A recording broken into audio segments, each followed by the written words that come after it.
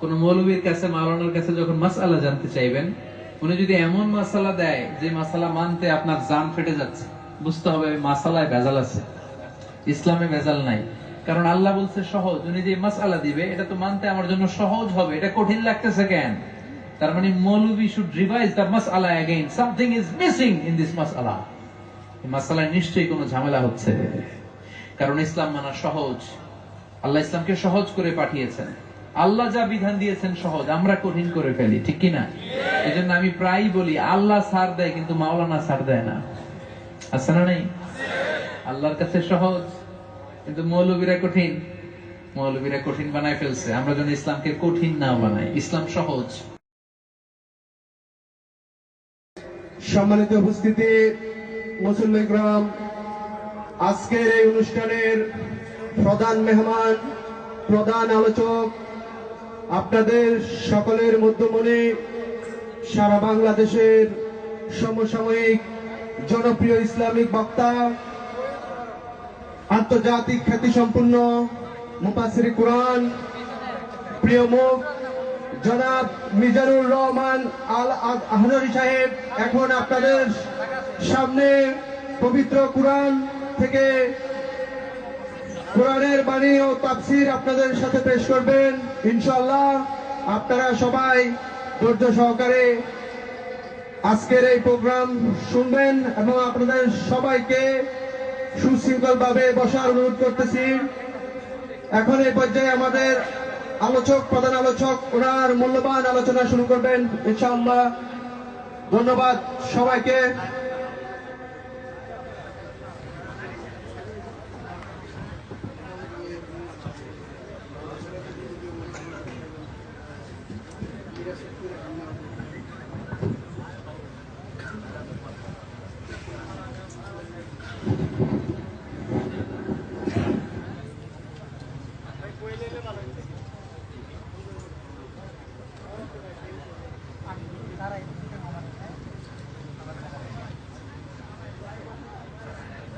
السلام عليكم ورحمة الله وبركاته. إن الحمد لله نحمده ونستعينه ونستغفره ونؤمن به ونتوكل عليه ونعوذ بالله من شرور أنفسنا ومن سيئات أعمالنا. من يهده الله فلا مضل له ومن يضلل فلا هادي له، أي فلن تجد له وليا مرشدا. ونشهد أن لا إله إلا الله وحده لا شريك له والذي لا ضد له ولا ند له، لا مثل له ولا مثيل له، لا وزير له ولا كفيل له، لا شبه له ولا شبيه له، لا ولد له ولا والد له، وهو الواحد الفرد الصمد لم يلد ولم يولد. মুসলমান পরিচয় দিতে লজ্জা লাগে, পরিচয় দিতে আমরা লজ্জা পাই, হীনমন্যতায় ভুগি। কিন্তু ওমর ফারুক বলেছেন নাহনু কওমুন আ'আজ্জানাল্লাহু বিল ইসলাম, আমরা এমন জাতি যে জাতিকে আল্লাহ ইসলামের মাধ্যমে সম্মান দিয়েছে। ফাইন ইবতাগাইনাল ইজ্জাতা বিগাইরিহি আযাল্লানাল্লাহ, ইসলাম রেখে দিয়ে অন্য কোথাও সম্মান খুঁজলে আমাদেরকে অপমানিত করে ছাড়বে কে? আল্লাহ। এজন্য সম্মান খুঁজতে হলে আমরা কোথায় খুঁজবো? ইসলাম ধর্ম গ্রহণ করে ইসলামকে লালন করতে পেরে আমরা সম্মান বোধ করি না? We are proud of Islam. ইসলামের কারণে আমরা গর্ববোধ করি, কারণ এই আওয়াজকে আল্লাহ সব জায়গায় পৌঁছে দিবে, এটা আল্লাহর ওয়াদা। বিষ্ণু ইসা ইসলাম বলেছেন লা ইয়াবলুগুন্না হাযাল আমর মা বালাগাল লাইলু ওয়ান নাহার, এই পৃথিবীতে যত জায়গায় রাত হয় দিন হয় ঠিক তত জায়গায় কালিমার বাণীকে আল্লাহ পৌঁছে দিবে। ইন্নাল্লাহা জাওয়ালি আল আরদা, আল্লাহ পৃথিবীটাকে ছোট্ট ফুটবলের মতো করে আমার সামনে তুলে ধরেছে। ফারাআইতু মাশারিকাহা ওয়া মাগারিবাহা, আমি পৃথিবীর প্রাচ্য পাশ্চাত্য সামনে পেছনে ডানে বামে সবটা দেখেছি, আর আমি যত দূর দেখেছি ঠিক তত দূর জায়গায় আল্লাহ কালিমার বাণীকে পৌঁছে দিবে। লা ইয়াতরুকুল্লাহা বাইতা ওয়াবার ওয়ালা মাদার ইল্লা আদখালাহুল্লাহু হাযা দ্বীন। বিষ্ণু বলেন এই পৃথিবীতে কোনো ছনের ঘর থাকবে না, কোন টিনের ঘর থাকবে না, কোন দোতলা বাড়ি থাকবে না, কোন ডুপ্লেক্স ট্রিপ্লেক্স ঘর থাকবে না, কোন মরুভূমি থাকবে না, কোন জঙ্গল থাকবে না, কোন শ্মশান থাকবে না, পৃথিবীর এমন কোন লোকালয় কিংবা বিরান ভূমি থাকবে না যেই জায়গা থেকে আল্লাহু আকবারের আওয়াজ শুনতে পাওয়া যাবে না। প্রতিটি জায়গায় এই কোরআনের আওয়াজ, এই ইসলামের আওয়াজকে পৌঁছে দিবে কে? এই ইসলামের সাথে থাকতে রাজি আছেন তো? যদি প্রশ্ন করা হয় এই পৃথিবীতে বর্তমানে সবচেয়ে নির্যাতিত যে জাতি, এই জাতির নাম কি? মুসলমান। সব জায়গায় মাইর খায়, কাশ্মীরে আগুন জ্বলে, রোহিঙ্গাদেরকে 10 লক্ষ বের করে দেয়া হলো, ফিলিস্তিনে আমাদেরকে ঢুকতে দেয়া হয় না।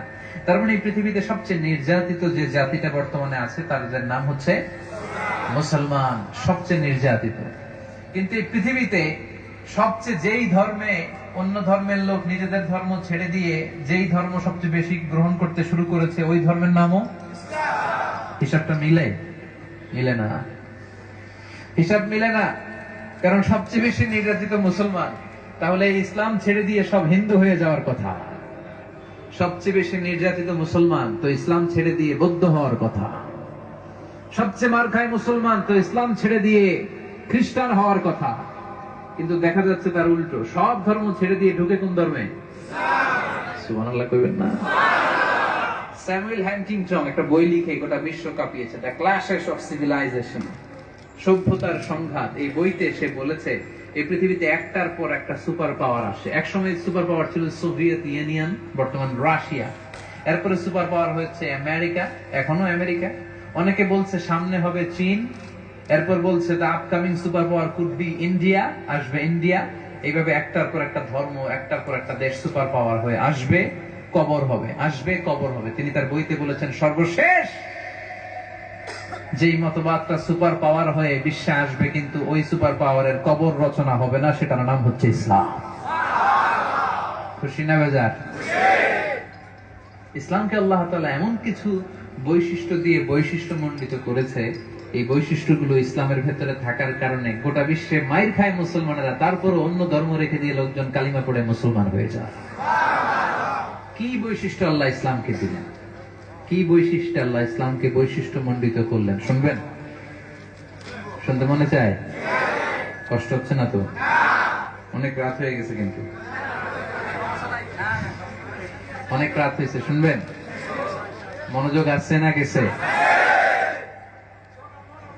তাহলে শেষ পর্যন্ত মনোযোগ নিয়ে চুপচাপ বসে থাকতে হবে, আওয়াজ করা যাবে না, ঠিক আছে তো? ইসলামকে আল্লাহ 10টি বৈশিষ্ট্য মণ্ডিত করেছেন।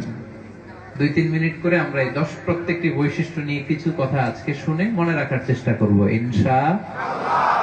ইসলামের, ঠিক কি না? তাহলে বুঝলাম আমাদের রব, আমাদের মালিক আল্লাহ, উনি শুধু আমাদের না, উনি কার? কথা কন। আমাদের নবী, উনি শুধু আমাদের নবী, কাদের? সবার নবী।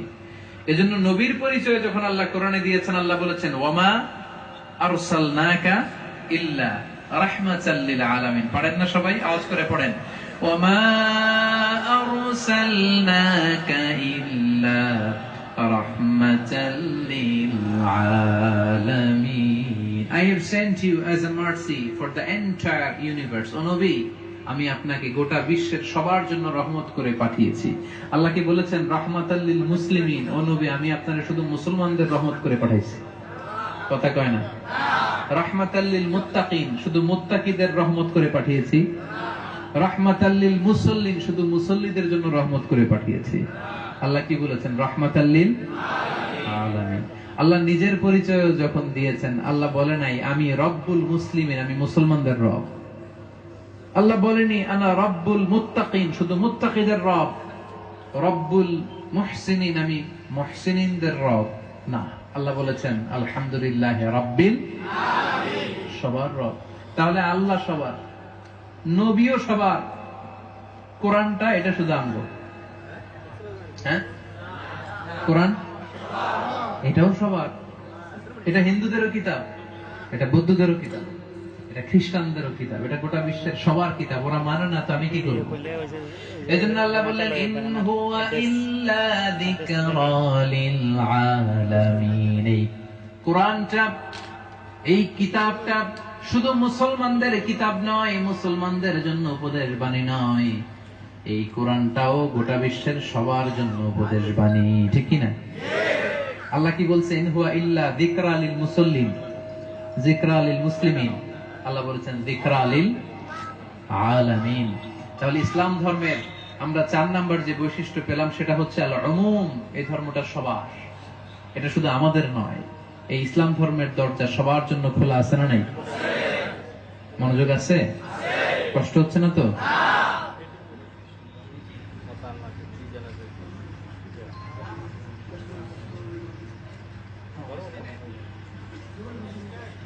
তো ইসলামটা এটা সবার ধর্ম, এটাকে আলাদা করে দেখার সুযোগ নাই।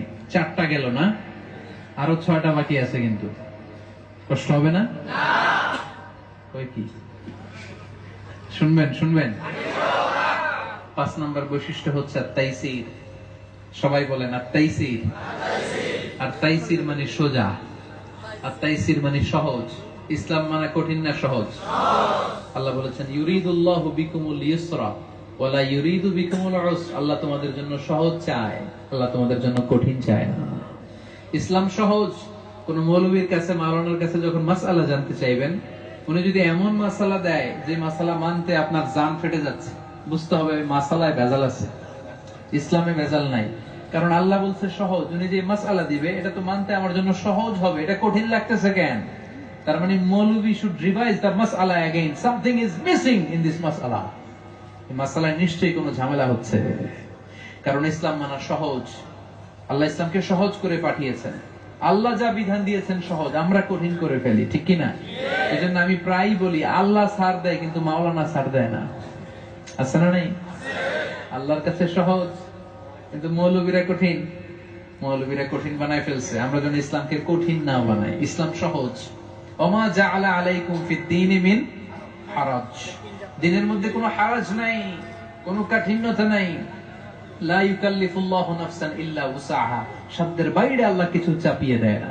ইসলাম যে সহজ তার দলিল দেখেন, খেয়াল করে শুনেন। বিয়ের জন্য মোহরানা দেওয়া কি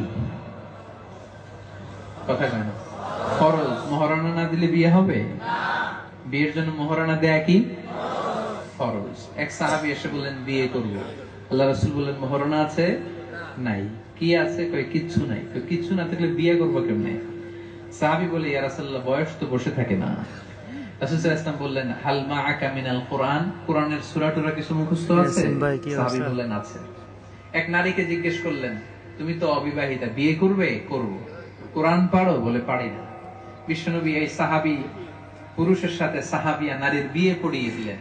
আর বিয়ে পড়িয়ে নারীটাকে বললেন মা তোমার স্বামী কোরআন পারে, তুমি কোরআন পারো না। তোমার স্বামীর টাকা পয়সা নাই, টাকা দিয়ে মোহর দেওয়ার কোনো সুযোগ নাই। তুমি কোরআন জানো না কিন্তু তোমার স্বামী জানে। প্রতিদিন একটু একটু করে তোমার স্বামী তোমারে কোরআন শিখাইয়া দিবে, এটাই তোমার বিয়ের মোহর। কঠিন না সহজ? আর আমরা এটারে কঠিন বানাইতে বানাইতে বানাইতে পোলার বয়স হয়েছে 40, এখনো বিয়ের কোনো খবর নাই। আছে না নাই? বিয়ের কথা কইলেই কই তুই নিজের পায়ে দাঁড়া। এতদিনও কার পায়ে দাঁড়াইছে? বিয়েটাকে সহজ করে দেন। বিয়ে সহজ করে দিলে জিনা বন্ধ হয়ে যাবে, আর জিনা সহজ করে দিলে বিয়ে কঠিন হয়ে যাবে। আমাদের দেশে এখন বিয়ে করা কঠিন না জিনা করা কঠিন? বিয়ে করা কঠিন। কারণ বিয়ে করতে হলে 5 লাখ লাগবে, 10 লাখ। জিনা করতে হলে এত টাকা লাগবে না, 500 টাকায় জিনা করা যায়। আছে না নাই? গজব এই জাতির উপরে। বিয়ের চেয়ে ভালো কোনো জিনিস পৃথিবীতে নাই। বিশ্বনবী যুবকদেরকে বলেছেন বিয়ে করো, বিয়েতে বরকত। বিয়ের মধ্যে যে ভালোবাসা, এটা জান্নাতি সম্পর্ক। কারণ জান্নাতে সর্বপ্রথম যে অনুষ্ঠানটা হয়েছে এটা বিয়ের অনুষ্ঠান। কার কার মধ্যে? আমাদের আদি পিতা আদি মাতা, ওনাদের মধ্যে এই প্রথম বিয়ে। এই স্বামী স্ত্রীর সম্পর্ক দিয়েই কিন্তু মহাবিশ্ব সৃষ্টি, ঠিক কিনা? এজন্য বাংলাদেশে কবিরা কবিতা লেখে, স্বামী আর স্ত্রী বানায় যেজন মিস্ত্রি, সে বড় কঠিন কারিগর ও মনরে, সে বড় আজীব কারিগর। এই যে ভালোবাসার এই সম্পর্ক আমার বাসায় তৈরি হয়, 2 ঘন্টা আমার বাসায় ছিল, একসাথে নাস্তা করলাম, খাওয়া দাওয়া করলাম। দেখেন ইসলাম কত সহজ, আমরা এটাকে কি কঠিন বানাইছি। এরপরে দাঁড়িয়ে নামাজ পড়া কি ফরজ, যদি পড়তে না পারেন বসে পড়লে কবুল করবে কে? ওযু করে নামাজ পড়া কি, যদি ওযু করতে না পারেন তায়াম্মুম পড়ে করলে কবুল করবে কে? তাহলে ইসলাম সহজ না কঠিন? আর তাইসির ইসলামের 5 নাম্বার বৈশিষ্ট্য, এটা সহজ, এটার মধ্যে কাঠিন্যতা নাই। আশা করি সংক্ষেপে এই পয়েন্টটা বুঝতে পেরেছেন না? ইসলাম ধর্মের 6 নাম্বার বৈশিষ্ট্য হচ্ছে দ্বীনুল ফিতরা। সবাই বলেন দ্বীনুল ফিতরা, মানে এটা ফিতরতি ধর্ম, এটা স্বভাব সুলভ ধর্ম, এটা মানানসই ধর্ম, এটা রুচিশীল ধর্ম, এটা স্বাস্থ্যসম্মত ধর্ম। ইসলাম মানলে আপনার স্বাস্থ্যরে ভালো রাখবে কে? এই ধর্মে আল্লাহ এমন কোন বিধান দেয় নাই যেটা আপনার রুচিতে বাঁধবে। ফিতরাতাল্লাহ আল্লাতী ফাতারান নাস আলাইহা, এটা আমাদের ফিতরতি, এটা আমাদের সাথে খুব স্যুট করে, ম্যাচ করে, এটা মানতে খুব সুবিধা।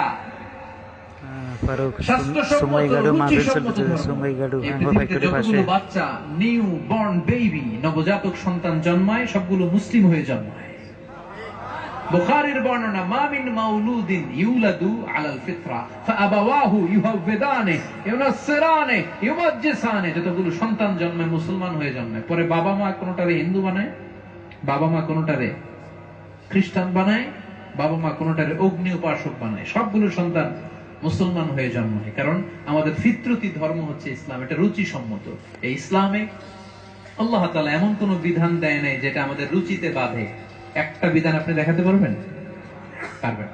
পৃথিবীর সব ধর্মের প্রতি শ্রদ্ধা রেখেই বলছি, পৃথিবীর অনেক অনেক ধর্মে এমন এমন কিছু বিধান আছে যেগুলো রুচি সম্মত নয়।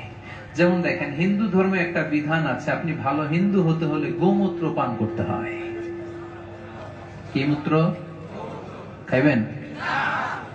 না, কারণ আমরা রাজি না।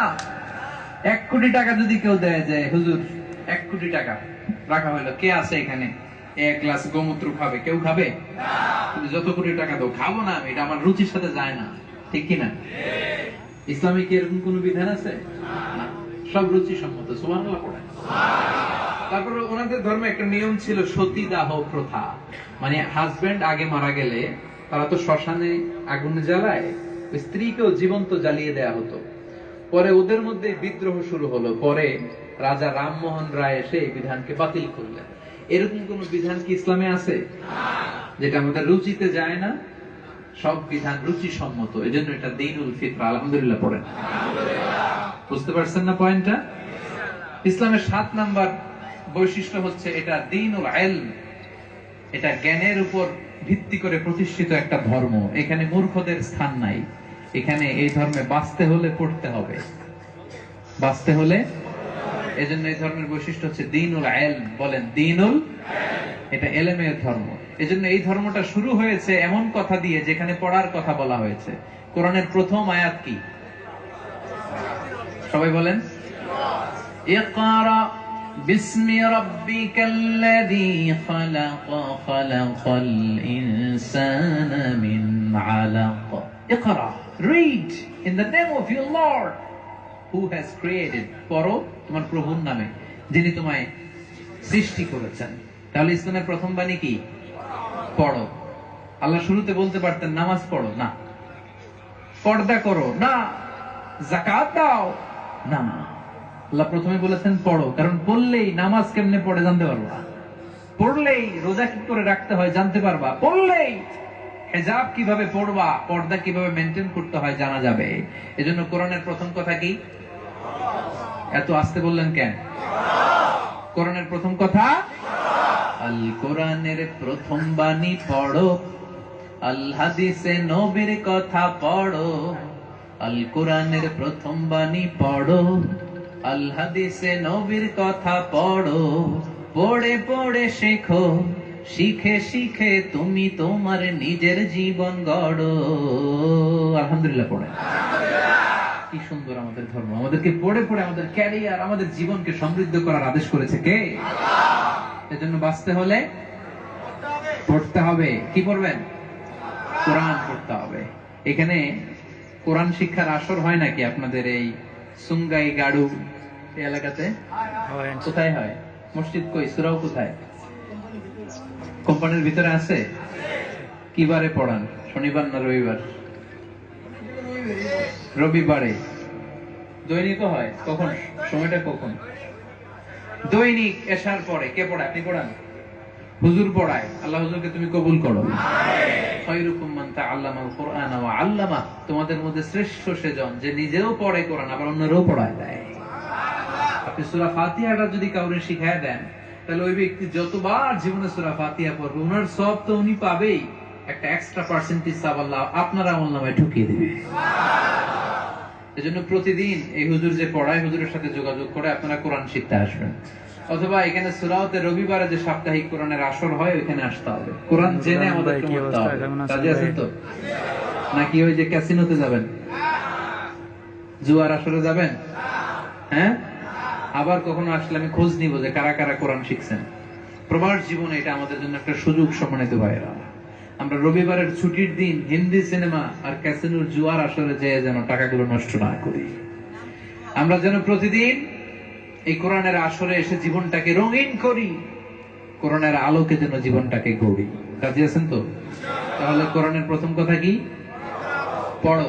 কোরআনের প্রথম কথা কি? তাহলে আমাদেরকে বাঁচতে হলে পড়তে হবে। এখন সহজ হয়ে গেছে যে অ্যান্ড্রয়েড সেটের ভিতরে কোরআনের অ্যাপস পাওয়া যায়, তাই না? বঙ্গানুবাদ পাওয়া যায়। আপনি অবসরে গাড়িতে বসে আছেন, অবসরে আপনি পড়তে পারেন সূরা ইউসুফ নাকি অনেক সুন্দর, পড়ে দেখি কি বলছে আল্লাহ। সূরা লোকমানে নাকি ছেলেকে উপদেশ দেওয়া হয়েছে, কি বলেছে আল্লাহ দেখি। সূরা দোহায় নাকি আল্লাহ আশার বাণী শুনিয়েছে, কি বলেছে আল্লাহ একটু শুনি। সূরা ফালাক নাস পড়লে নাকি জিন ভূত প্রেতনি ব্ল্যাক ম্যাজিক কোনটাই আসর করে না, কি বলেছে আল্লাহ দেখি। সব আছে না নাই? আরবি বুঝি না কিন্তু বাংলা বুঝি না, এই কথা বলে পার পাওয়া যাবে? No excuse will be granted that day. ওই দিন আল্লাহ কোনো এক্সকিউজ নিবে না। মাতৃভাষায় এখন কোরআনের অনুবাদ পাওয়া যায়, মোবাইলে ছড়িয়ে পড়েছে, এগুলো আমাদেরকে পড়তে হবে। বাঁচতে হলে এই পয়েন্টটা বুঝতে পারছেন না সবাই? 7 নাম্বার পয়েন্ট হচ্ছে দ্বীনুস সালাম। কেন সবাই ইসলাম ধর্মে আসে? কারণ ইসলাম শান্তির কথা বলে। এজন্য এই পয়েন্টটাকে বলা হয় দ্বীনুস সালাম। সবাই বলেন দ্বীনুস সালাম মানে শান্তি। সালাম মানে আল্লাহর একটা নাম আছে সালাম, আছে না নাই? হ্যাঁ, আসসালাম। এজন্য একে অপরের সাথে আমরা যখন দেখা হয় তখন আমরা কি বলি? সালাম। আবার বিশ্বনবীও যখন খ্রিস্টান ইহুদি রাজা বাদশাদের কাছে চিঠি লিখে পাঠাতেন, সাহাবীদেরকে বলতেন লিখো সালামুন আলা মান ইত্তাবা আল হুদা। ওই চিঠির প্রথম শব্দটা কি ছিল? সালাম মানে শান্তি। আসলিম তাসলাম। বিশ্বনবী বলে পাঠাতেন যে ইসলাম মানে শান্তিতে থাকবে, দুনিয়াতেও শান্তি, আখিরাতেও শান্তি। এজন্য ইসলাম হচ্ছে শান্তির পক্ষে, অশান্তির বিপক্ষে। ঠিক কিনা? ইসলাম সবসময় কল্যাণের পক্ষে, সন্ত্রাসবাদের বিপক্ষে। ঠিক কিনা? অনেকে জেহাদকে জঙ্গিবাদের সাথে গুলিয়ে ফেলে। জেহাদ জঙ্গিবাদ এক জিনিস নয়। জেহাদ করা ফরজ আর জঙ্গিবাদ হারাম। জঙ্গিবাদের কবর রচনা করার জন্য আল্লাহ জেহাদকে ফরজ করেছে। যারা ভালো কাজ করে, কল্যাণের কাজ করে, এরা মুজাহিদ। খেয়াল রাখবেন।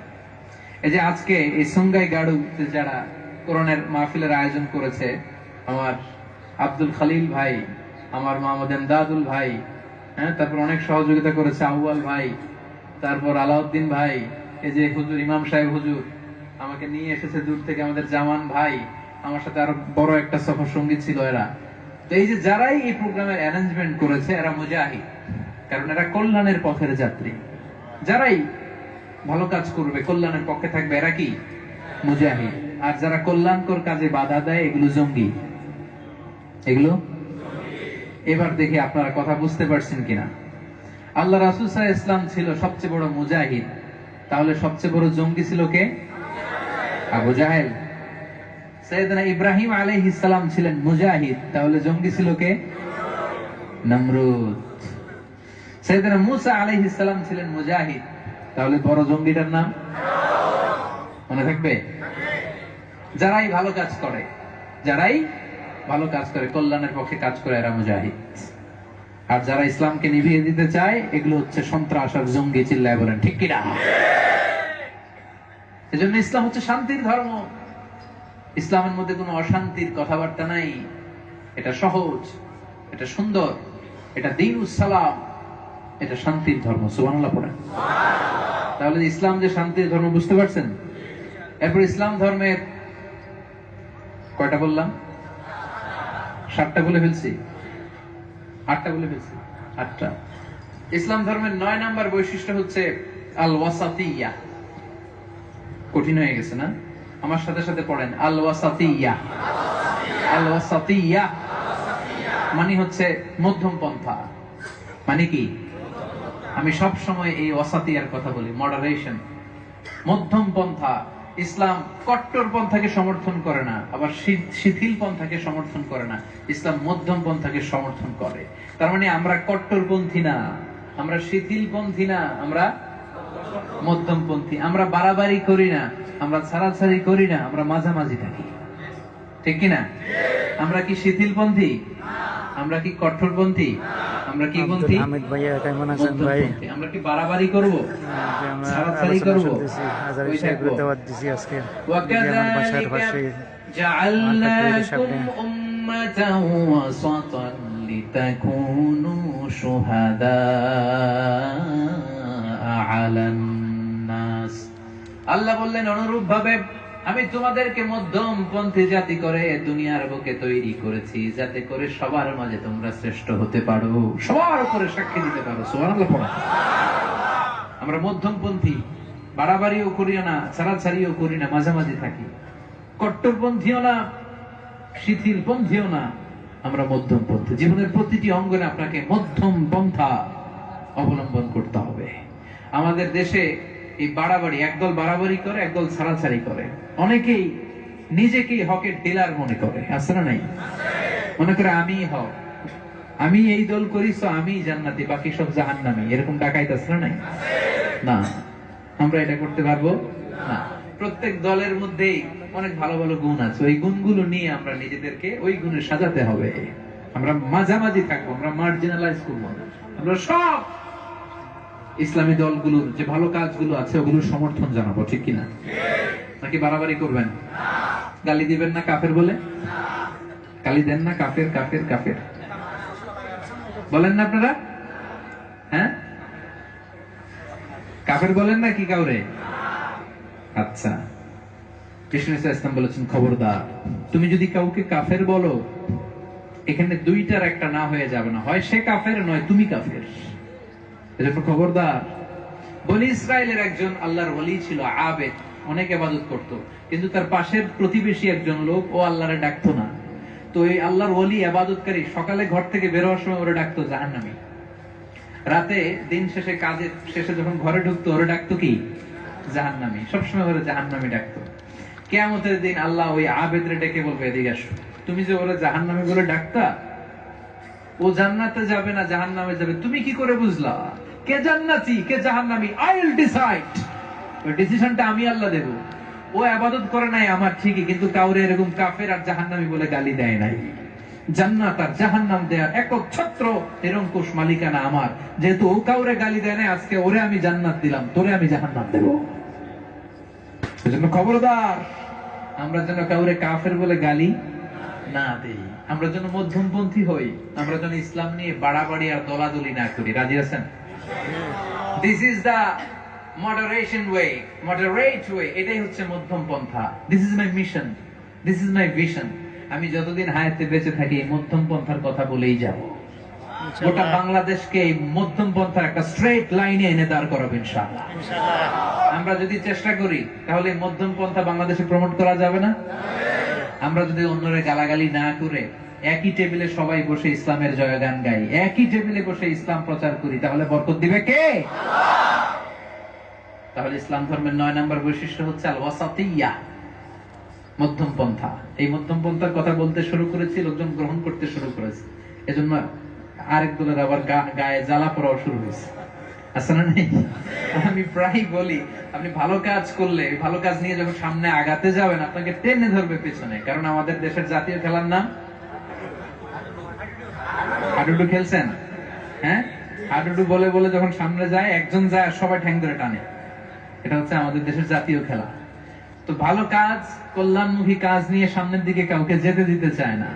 আমরা যেন এই মন মানসিকতার না হই, আমরা যেন মিউচুয়াল রেসপেক্ট, অন্যকে যেন সম্মান করি, আমরা যেন মধ্যম পন্থা অর্জন করি। রাজি আছেন তো সবাই? 10 নাম্বার শেষ কথা বলি। ইসলাম ধর্মের সর্বশেষ যে বৈশিষ্ট্য, ওটার নাম হচ্ছে আল উদুহ। সবাই একটু পড়েন, আল উদুহ। আল উদুহ মানে ক্লারিটি, সুস্পষ্ট। ইসলাম ধর্ম সুস্পষ্ট না অস্পষ্ট? সবগুলো বিধান সুস্পষ্ট। তারাকতুকুম আলা মাহাজ্জাতিন বাইদা, বিষ্ণু বললেন সূর্যের মতো জ্বলজ্বলে ইসলামকে আমি রেখে গেলাম, তোমরা পথভ্রষ্ট হবে না। লাইলুহা কানাহারিহা লা ইয়াজিগু আনহা ইল্লা হালিক। এত সুস্পষ্ট, এটার মধ্যে কোনো অস্পষ্টতা নাই, এটার মধ্যে কোনো গোজামিল নাই। ইসলামে কোনো গোজামিল আছে? সব ধর্মের প্রতি শ্রদ্ধা রেখেই বলছি, ইসলামে কোনো গোজামিল নাই। অন্যান্য অনেক ধর্মে এরকম গোজামিল আছে। হিন্দু ধর্মে একটা প্রথা আছে, হিন্দু ধর্মে জাত প্রথা মেনটেন করা হয়। একটা প্রথা আছে ব্রাহ্মণ, একটা জাতের নাম কি? এই ব্রাহ্মণরাই শুধু বেদ, রামায়ণ, গীতা ধরতে পারবে, পড়তে পারবে। নিম্ন বর্ণের হিন্দুরা ধরতে পারবে না। ইসলামে এরকম নিয়ম আছে নাকি? শুধু আলেম, শুধু মুফতি সাহেব, শুধু আল্লামা, উনি কোরআন ধরবে আর পড়বে, অন্যরা কেউ ধরতে পারবে না। আছে এই নিয়ম? আজকে আমি আলোচনার পরে আপনারা ধরতে পারবেন না? হুজুর আপনি তো এটা বলছিলেন, কোন সূরায়, কোন হাদিসে বলেন? ধরার সুযোগ আছে না নাই? ক্রস চেক, ডাবল চেক করার সুযোগ আছে, হিন্দু ধর্মে নাই। কারণ নিম্ন বর্ণের হিন্দুরা ওটা ধরতে পারবে না, ধরার নিষেধ। ধরলে ওটারে গাঙ্গে নিয়ে চুবাইতে হবে। শুধু উচ্চ বর্ণের হিন্দুরা এটা ধরতে পারবে, তারাই বেদ, রামায়ণ, মহাভারত ধরবে। নিম্ন বর্ণের হিন্দুরা রামায়ণ, গীতা এটা ধরতে পারবে। কিন্তু ইসলামে কি এই গোজামিল আছে? এজন্য এই ধর্মের একটা বৈশিষ্ট্য হচ্ছে আল উদুহ। এটা সুস্পষ্ট, এটা সবার কিতাব। রিকশাওয়ালা ভাইও খুলে পড়বে, মুচির দোকানে কাজ করে সেও পড়বে, আবার যিনি তাফসীর করে সেও পড়বে। এটা সবার জন্য হেদায়েতের বাণী, ঠিক কিনা? এই 10টা বৈশিষ্ট্য ইসলামে থাকার কারণে ইসলামকে বৈশিষ্ট্য মণ্ডিত করেছে কে? এই 10টা বৈশিষ্ট্য ইসলামে থাকার কারণে ইসলামের বিজয় দান করবে কে? এজন্য আমরা সব সময় ইসলামকে মানবো। ইসলামকে মানবো কতক্ষণ? ভুলে গেছি? ভুলে গেছেন? ইসলাম মানবো কতক্ষণ? প্রাণ থাকে যতক্ষণ। ইসলাম মানবো কোনখানে? জীবনের সবখানে। যে আয়াত দিয়ে শুরু করেছি ওই আয়াত দিয়ে শেষ করি। وَمَن يَبْتَغِ غَيْرَ الْإِسْلَامِ دِينًا فَلَن يُقْبَلَ مِنْهُ وَهُوَ فِي الْآخِرَةِ مِنَ الْخَاسِرِينَ। ইসলাম ছেড়ে দিয়ে অন্য কোথাও যদি কেউ মুক্তি তালাশ করে, তার মুক্তি নাই। সে হবে কপাল পোড়া, সে হবে আখিরাতে হায় হায় কোম্পানির ম্যানেজার। কোন কোম্পানি? মনে থাকবে?